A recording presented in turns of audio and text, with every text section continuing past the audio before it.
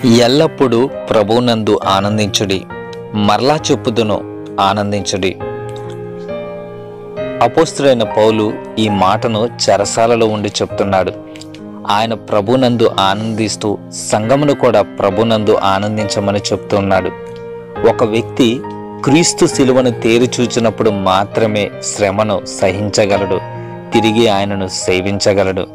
అట్టి వానిని ఏ శ్రమ గాని శరీర దౌర్బల్యం గాని సేవ నుండి వేరు చేయలేవు. ప్రభు సేవ కేవలం బోధించడం మాత్రమే కాదు కానీ ఎన్నో విధాలుగా ఉన్నది. వాటిల్లో ఒకటి విజ్ఞాపన. మిషనరీల కొరకు, సువార్థికుల కొరకు, దేవుని సేవ చేయుచున్న వారి కొరకు, రాజుల కొరకు, అధికారుల కొరకు విజ్ఞాపన చేయటం సేవలో ఒక భాగమే. ఇట్టి సేవ దేవునికి అత్యంత ప్రీతికరమైనది.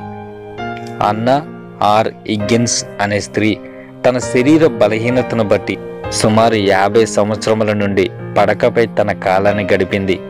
యవనురాలిగా ఎముక నొప్పితో పడక పట్టింది.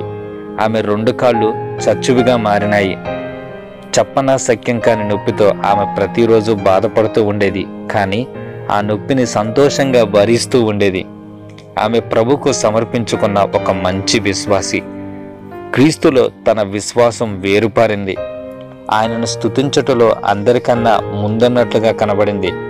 ఆమెను చూచుటకు వచ్చే ప్రతి వ్యక్తి కూడా తిరిగి వెళ్ళేటప్పుడు ఆశీర్వాదం పొందుకొని వెళ్ళేవారు. ఆమె తాను పరుండి ఉన్న పడకకు స్తుతించు స్థలము అనే పేరు పెట్టింది. ఆమెలో ఉన్న సంతోషాన్ని, సమాధానాన్ని అనేకులు చూచెనారు.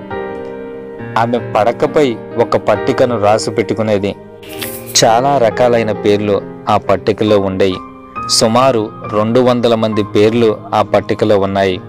వారు రకరకములైన దేశముల్లో మిషనరీ సేవ చేయుచున్న సేవకులు. ఆమె తప్పకుండా వారందరి కొరకు ప్రతినిత్యం ప్రార్థిస్తూ ఉండేది. వారందరికీ సంవత్సరమునకు ఒకసారి ఒక ఉత్తరం రాస్తూ ఉండేది. ఆ ఉత్తరములో దేవుని వాక్యముతో వారందరినీ ప్రోత్సాహపరుస్తూ ఉండేది. ఆమె వయసు 77 సంవత్సరములు. అప్పుడు ఆమె జీవిత చరిత్రను ఆమెను రాసుకుని తర్వాత ఆవిడ మరణించింది.